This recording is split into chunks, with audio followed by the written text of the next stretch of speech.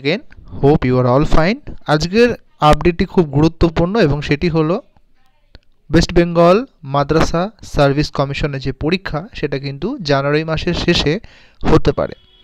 অনেকে কিন্তু কোয়ারি করবেন বা জিজ্ঞাসা করবেন যে কেসটার তো কোনো সলিউশন এখনও পর্যন্ত হয়নি, একটার পর একটা হিয়ারিং হচ্ছে।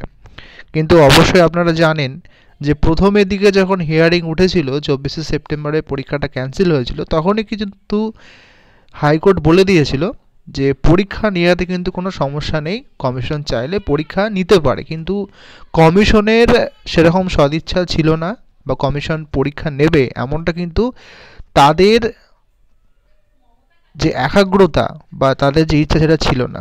বিস্তারিত কী আছে দেখে নেব। মোটামুটি 1729টি পদের জন্য কিন্তু আবেদন নেওয়া হয়েছে এবং সেই আবেদনে প্রায় 2,34,000 আবেদন জমা পড়েছে। এবং ওপরে হেডলাইন আপনারা দেখতে পাচ্ছেন, জানুয়ারির শেষে মাদ্রাসা সার্ভিস কমিশনের নিয়োগ পরীক্ষা। বৃহস্পতিবার মাদ্রাসা সার্ভিস কমিশনের সূত্রে খবর, আবেদনপত্র গ্রহণ হয়েছে আগেই, কিছু জটিলতার কারণে পরীক্ষা আটকে রয়েছে।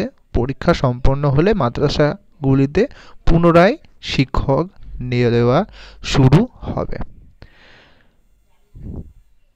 আপাতত দৃষ্টিতে এখনো পর্যন্ত কিন্তু শূন্যপদ কত রয়েছে? 14,000। 14,000-এর মধ্যে 10,000 শিক্ষক নিযুক্ত হয়েছে। এখনো কিন্তু অনেক অংশেই কিন্তু নিয়োগ বাকি আছে, প্রায় 4,000। ভ্যাকান্সি কত রয়েছে? এই 1700 ছাড়াও প্রায় 4,000 শূন্যপদ বাকি রয়েছে। তা আমাদের অপেক্ষা করতে হবে। কেসের আপডেট কিন্তু এই মাসে কোনো রকমভাবে হিয়ারিং নেই, আগামী মাসে হিয়ারিং হতে পারে। এবং পরীক্ষা যদি কমিশন চায় অবশ্যই আগামী মাসে অর্থাৎ জানুয়ারি মাসের শেষের দিকে কিন্তু চাইলে নিতে পারবে।